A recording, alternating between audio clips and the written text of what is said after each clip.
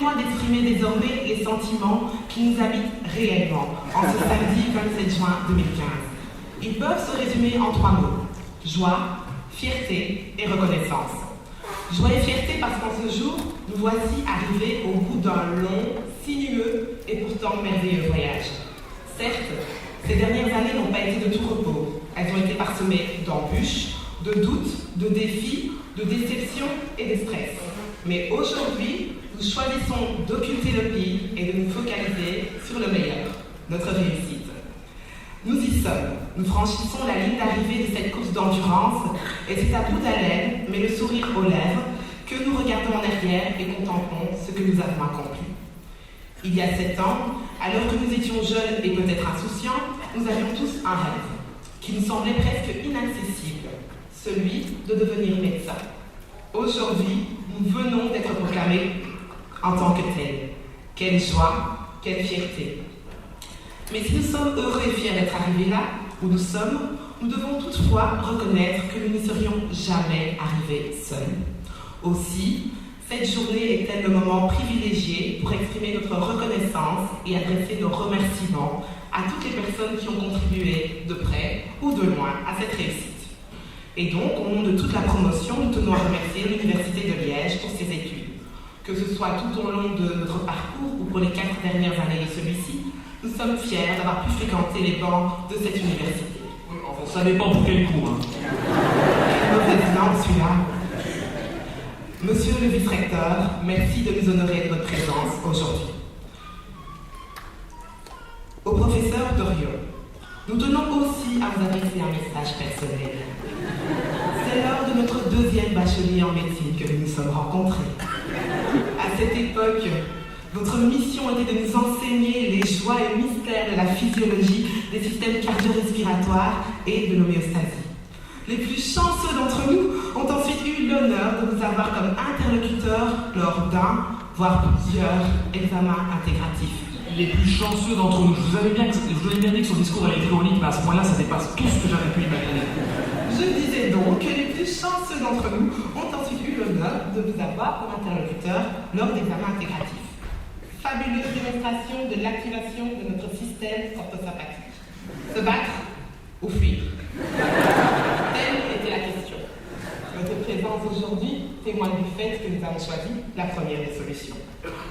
Depuis quelques années, vous avez revêtu la toge de doyen de la faculté de médecine. Force est de constater que malgré cette nouvelle fonction, vous n'avez pas négligé vos responsabilités d'enseignant. Nous pourrions dès lors affirmer que tout au long de notre parcours, vous avez été à nos côtés.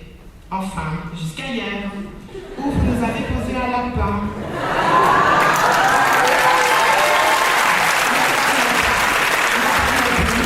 Aujourd'hui, vous êtes bel et bien là. Dans le même ordre d'idée, nous souhaitons nous adresser. Il est évident que nos remerciements se tournent aussi vers l'ensemble du corps professoral. Merci pour ces nombreuses heures de cours données à un amphi pas toujours attentif. Merci à tous ceux qui ont fourni l'effort de donner un cours interactif avec des supports mis à jour et fournis en temps et en heure. Et merci pour ces 145 526 diapositives sur fond noir ou bleu foncé, nos imprimantes en plein temps.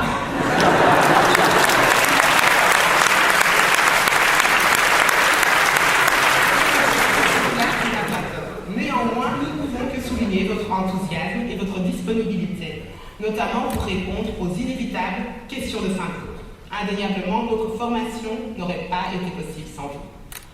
Dans le même ordre d'idée, nous souhaitons adresser nos remerciements à tout le personnel rencontré tout au long de nos stages. Maîtres de stage, assistants, infirmiers et infirmières, secrétaires et j'en passe. Merci pour votre soutien et votre patience. Merci aussi de nous avoir appris les métiers de secrétaire, écarteur, ciseaux, pigeon voyageur, aide-mémoire, scribe, récolte anamnèse et encore bien d'autres.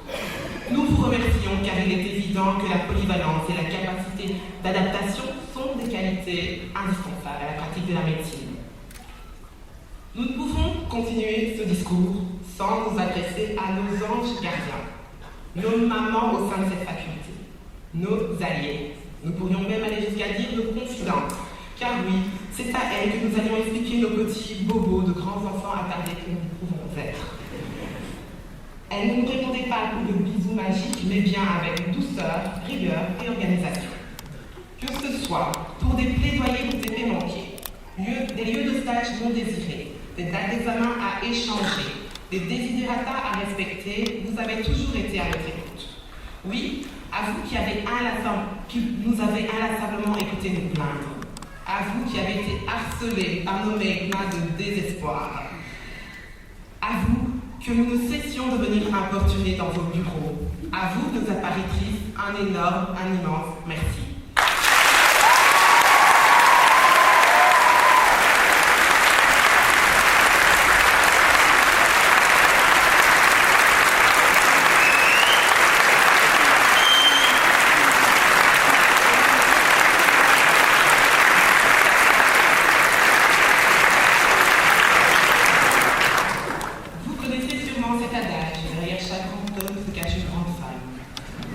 Sachez que derrière chaque étudiant assis ici aujourd'hui se cachent des proches extraordinaires. Papa, maman, frères et sœurs, papis, petits copains, copines, maris, épouses, enfants. Et aussi tous ceux qui nous ont quittés, mais qui de leur vivant nous ont soutenus durant ces études. À tous, un grand merci. Car si aujourd'hui nous sommes là devant vous, tirés à 4 épingles avec un sourire qui va plus loin que nos oreilles, c'est grâce à vous.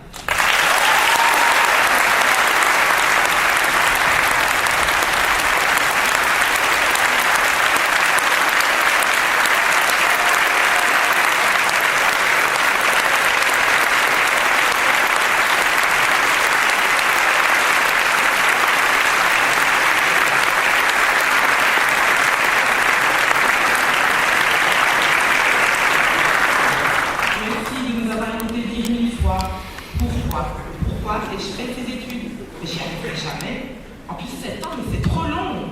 J'en démarre, j'en peux plus. Vous reconnaissez sans doute aussi une autre de nos répliques favorites, en particulier à l'approche d'un examen. Je n'y arriverai jamais. Je connais plus bien. Je ne veux pas y aller. Et pour les plus sensibles d'entre nous, tout ceci agrémenté de larmes et de sanglots. Merci de nous avoir soutenus, repris et encouragés dans ces moments de panique et de doute. Nous tenons aussi à vous féliciter pour votre tolérance. En effet, vous avez dû endurer notre égocentrisme, notre manque de tact, notre amour pour le sang et autres fluides corporels. Pendant notre nombreux blocus, vous avez souffert en silence, face à nos sautes d'humeur, notre haleine fétide, nos tenues déplorales, notre recrudescence d'acné, nos troubles du transit, à prédominance diarrhéique, bien entendu.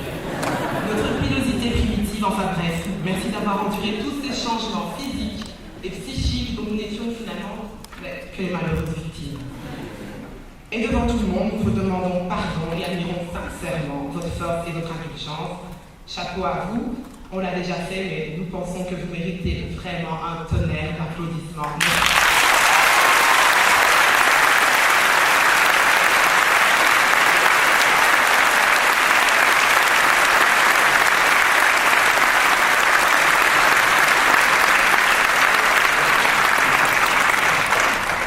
Pour conclure, je terminerai avec ce proverbe célèbre: Pierre qui roule n'amasse pas mousse.